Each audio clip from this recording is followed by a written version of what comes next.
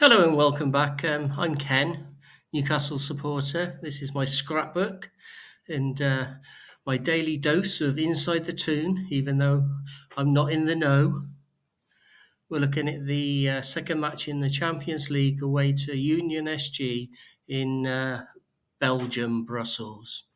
So on my channel, I put together a Newcastle United scrapbook full of stories, match reports, my own thoughts. Everything is all about sharing the highs, the lows, and everything else in between.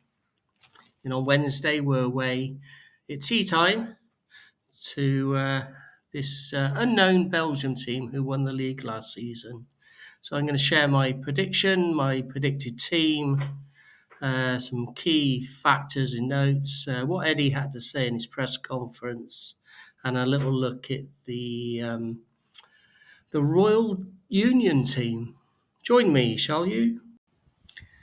So away to Royal Union SG in Brussels, Belgium, and they qualified by winning their league last season. They're in good form. Their home matches, in particular, have been strong, scoring regularly, defending well, and keeping clean sheets in several recent outings. They opened their Champions League away to PSV, winning 3-1, which has given them a lot of confidence. They're missing two or three players, which might affect their attacking options. So we'll wait and see if their depth is tested or not. And they're likely to try and press us using wing backs and exploit their home advantage, crowd energy, momentum, etc. They're quick in transitions and set plays could be important to them. They were founded in 1897 and the club have played their home matches at the historic Joseph Marion Stadium since the 1920s. However, the ground's not big enough, so they're playing at Anderlecht's ground in Brussels.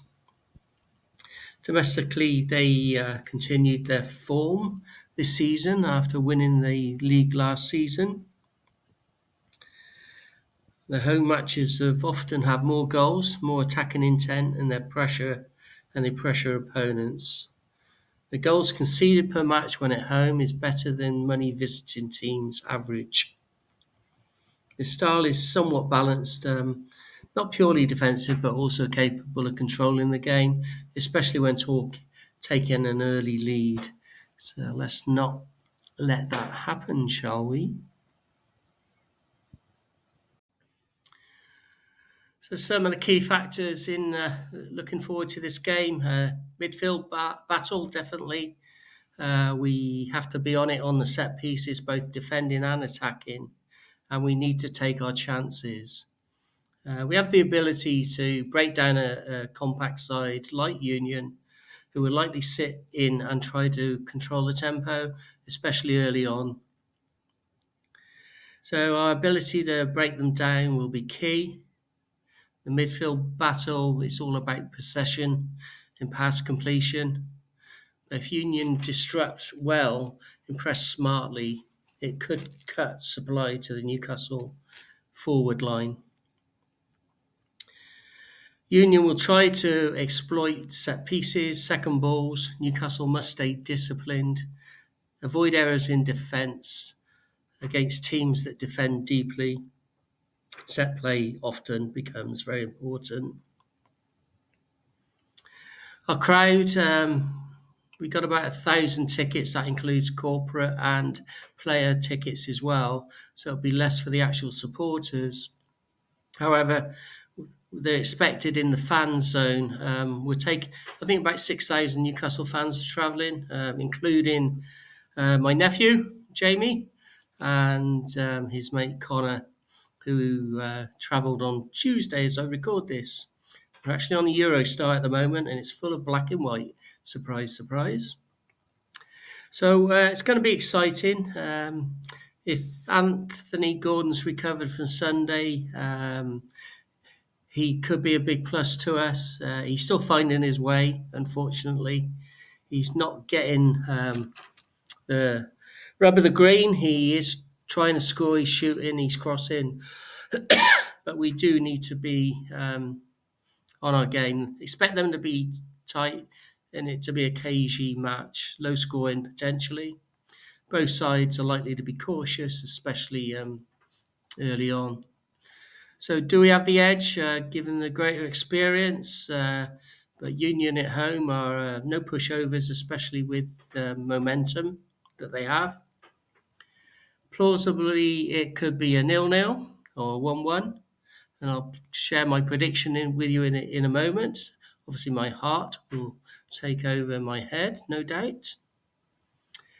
So, they're the key factors that I can see in the match, and we'll see what we'll see what Eddie says as well.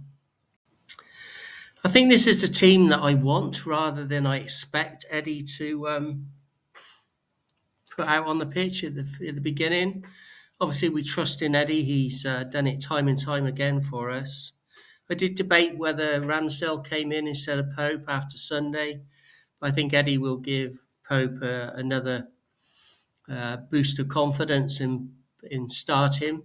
Maybe at the weekend against Forest, then it'll be a different matter. So Trippier comes in with Tino being injured. Hall, after his rest on Sunday, comes back in and he hoofs over to the left-hand side. And then, although Chow and Botman have done fantastic, I do believe that Shah, coming back from his concussion in Dan Burn, will start this match due to their experience. Midfield, I've gone for what I believe is our strongest midfield. However, that might be different on the night. Excuse me. Bruno, Tonali, and Big Joe, obviously. And then I did debate who starts. Is it Murphy or is it Elanga? I think given that Murphy started the last match, I think it'll be Elanga at this time. I expect Nick to start, but you never know with Eddie. It could be a Sula with Nick coming on in the second half when they are tiring, potentially. And then Gordon. I think Gordon is going to go on a run of success, both with assists and goals coming up. He's on the cusp, so we'll wait and see. So this is what I believe would be our strongest team to start. Obviously, Eddie's going to have, and the coaching staff will have their own thoughts. So Eddie held his press conference late in the afternoon on Tuesday before the match. Gave an update on Tino. He's awaiting feedback, basically. So he didn't really want to comment. My suggestion or thought is that Tino's got quite a swelling on his knee, and until that swelling goes down, the X-rays, etc., really won't show the damage of what's occurred. Eddie went on to say the squad's in a pretty good place, and apart from Tino, we're okay. He was asked about the Arsenal game and recovery from that, and he said, we're going to make a decision today after we've trained. It was a very physical match against Arsenal, tough match mentally, of course, but physically it took a lot out of us, and we need to make the right decision regarding team selection.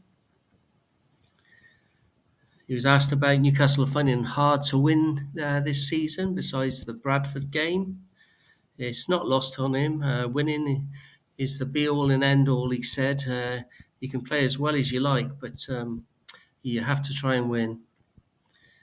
You have to find a way to win with all types of performance, and we've done that well for the last year. In terms of the Champions League, it's important that we do that very quickly, and otherwise you leave yourself with far too much to overcome. He thought we played well against Barcelona, good performance, just disappointing about the results. That's a kind of similar story in the Premier League, to be honest. So that was the hangover from the Arsenal game. He was asked about Nick Pope, interestingly enough. So I guess they were trying to work out whether Ramsdale was going to play. And And he said against the Arsenal winner, it's the life of a goalkeeper. I mean, it could have been one of the best performances from a goalkeeper I've seen up up until that point, really. But you have to have the perspective that the actions in that moment are trying to help us to win the game. In my shoes, you don't play with hindsight; you play with your decision making. And I back Nick. I thought it was magnificent. So Eddie, just recapping basically.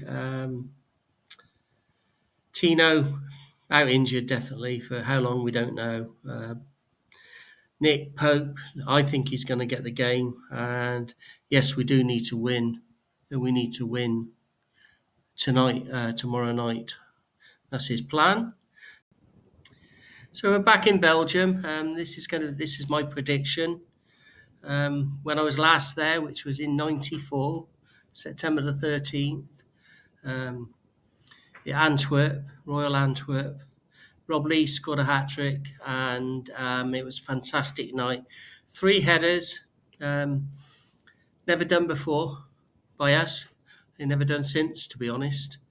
We had a fantastic night. We flew out early in the morning, and we got back early hour, well, late on the following morning. We just plain got to the ground. Crap ground, by the way. Should have been condemned years ago. We were basically on crumbly old concrete, and God, did we have a great time.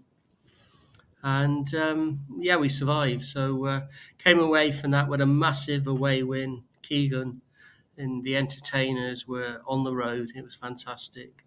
So going on to my prediction, again, I think this heart overhead. I think I earlier said it could be a 0-0 or 1-1 draw. But I'm really hoping that we win.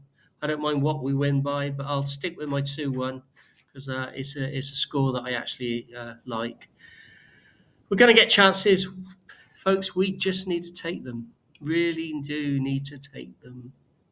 So looking forward to the match. And for those out there, have a great time. So thank you for watching Inside the Toon. I'm Ken. I'm not in the know. I really appreciate you spending time watching the video, especially if you got to the end of it and have watched it all. If you're out there in Belgium, in Brussels, have a great time. Be safe. And let's hope for a great European night and 3 points. So this is the second out of 8 group matches or league matches. And we have high expectations of Eddie and the team. Away the lads.